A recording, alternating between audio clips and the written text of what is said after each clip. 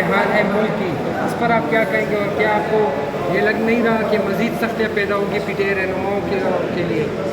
دیکھیے، سچ بولنے کی سزا ہوتی ہے، وفاداری کی بھی سزا ہوتی ہے، نظریے کی بھی سزا ہوتی ہے.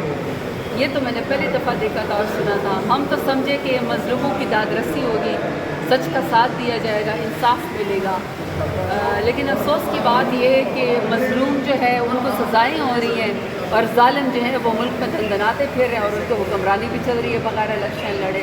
بہرحال یہ پاکستان کی تاریخ بن رہی ہے کہ تمام کورٹس کے اندر کوئی دہشت گرد نہیں ہے، کوئی قبضہ مافیا نہیں ہے، کوئی اینٹی اسٹیٹ یا کوئی پاکستان کا مخالف بندے کسی کے اوپر کیس نہیں ہے. اگر کیس ہے تو عمران خان اس کے وفاداروں اور پی ٹی آئی کے لوگوں کا ہے.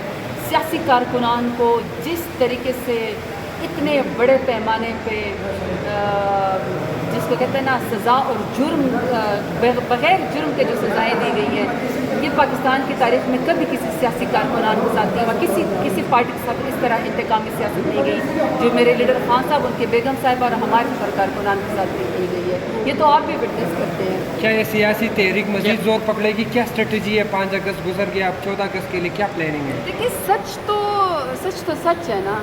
5 اگست کو بھی سچ ہے، 14 اگست کو بھی سچ ہے. اور سچ یہی ہے کہ ملک میں جو سب سے بڑا لیڈر ہے، جو سب سے پاپولر لیڈر ہے، جس نے سب سے زیادہ ووٹ لیا، اس کا نام عمران خان ہے.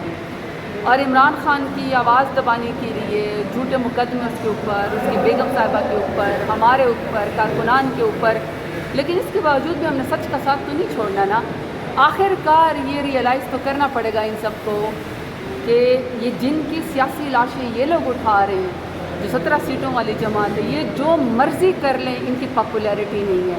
پاپولیرٹی ہے تو وہ عمران خان کی. تو یہ سچ تو انشاءاللہ اسی طرح ہی آگے جائے گا، بڑھتا رہے گا، عوام ساتھ ہے. میڈم کیا کہیں گی نااہلی کی گئی ہے الیکشن کمیشن کی جانب سے؟ آپ بھی اس میں شامل ہیں، عمر ایوب ہے، شبلی فراز ہے. کس طرح دیکھتی ہے چیف الیکشن کمشنر کی اپوائنٹمنٹ بھی ہونے جا رہی ہے، ابھی تک ہوئی نہیں ہے ان چیزوں کو؟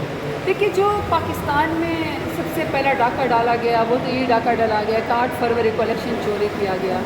200 سے زیادہ نشانات تھے، اس کے باوجود بے خوف اتنا زیادہ تھا، اس قدر فسطائی تھی، اس قدر ظلم اور جبر تھا جس کا سلسلہ ابھی بھی ختم نہیں ہوا.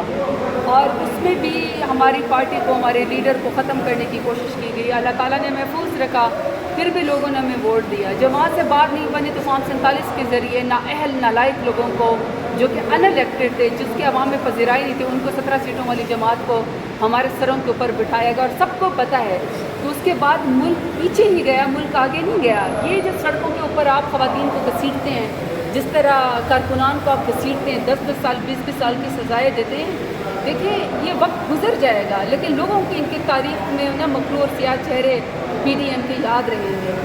باقی دیکھیں اس کے بعد ہم لوگ، یہ عجیب کمال ہے اس ملک کے اندر کہ جنہوں نے الیکشن جیتا، جنہوں نے عوام میں پذیرائی حاصل کی، جنہوں نے ووٹ حاصل کیا، ان کو اٹھا کے ایک ہی جھوٹے کیس کے اندر جو 9 مئی کا واقعہ تھا اس کے اندر ملٹیپل کیسز میں سزائیں دی جا رہی. 10-10 سال جیسے کوئی لوٹ سیل لگی ہوئی ہو.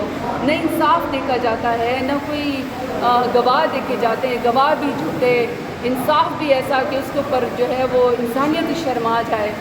پاکستان کے اندر تو انصاف ہی ناپید ہو گیا. اور اس کے بعد نااہلی کی تلوار کے ابھی تمام ایپیلیٹ کورٹس، مطلب ہائی کورٹس اور سپریم کورٹ، انہوں نے ابھی فیصلے کرنے ہیں لیکن پہلے سے ہی نااہل کر دیا جاتا ہے. یہ عجیب تماشا ملک کے اندر لگا ہوا ہے کہ ان الیکٹڈ لوگوں کی خاطر الیکٹڈ لوگوں کا جو ہے وہ گلا کاٹا جا رہا ہے. لیکن ہم مقابلہ کر رہے ہیں، مقابلہ کرتے رہیں گے. دیکھیں، ہار تو وہ ہے جو میدان سے بھاگ جاتا ہے. ہم تو میدان میں کھڑے ہیں. میدان میں جو کھڑے ہوتے ہیں نا، دیکھیں تقدیر کا معاملہ ہے، اللہ کا معاملہ ہے. یہ کرسی آنے جانے چیزیں ہیں لیکن مکروہ چہرے لوگوں کے جو ہے وہ حیا ہو رہے ہیں. اور باقی ایک ہی جرم میں کمال یہ ہے کہ جو خان کے ساتھ وفادار ٹھہرے ہماری طرح، جنہوں نے خان کے ساتھ وفا کی، ان کو سزائیں دو اور ان کو نااہل کرو. اور جنہوں نے پریس کانفرنس کی، آپ ان کو کلین چٹ دے دیں. یہ اچھا مذاق ہے. فیصل آباد میں جو ہماری سزائیں ہوئی ہیں، ایف آئی آر میں نام تک نہیں ہے میرا، بہت سے لوگوں کا بھی نہیں ہے. میرے ایف آئی آر میں نام تک نہیں ہے. 8 مہینے جو ہے کے بعد ایف آئی آر میں ضمنی میں کہیں پر جا کے ڈالا گیا. اور جو گواہ تھے انہوں نے بھی نام نہیں لیا ہمارے. اس کے باوجود بھی 10 سال کی سزا دی گئی، جبکہ ساری دنیا کو پتہ ہے کہ میں 9 مئی کو، 7 مئی کو، 5 مئی کو، تمام مئی کے پورے مہینے میں ڈیرہ غازی خان میں موجود تھی. تمام ثبوت دی ہے. لیکن ان کو اڑا کے رکھ دیا. اب ہم تو پھر بھی لڑ رہے ہیں, میدان میں کھڑے ہیں, خان کے ساتھ نہیں چھوڑیں گے. Thank you. انشاءاللہ.